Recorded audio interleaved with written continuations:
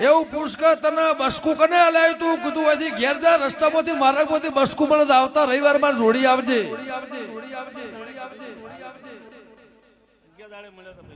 ચોથી મળ્યું તું એવું પૂછ રસ્તામાંથી મળેલું ને પછી કીધું ભાઈ આ ઓલો દારૂ નહીં હાલવાનું આપણો વગણ દારૂ એ ધૂણવા બેહારી કીધું રબારી નો લખોડી નો ઘર છે સભાવાળો એ બાધા દીપોની બિલોદર હતી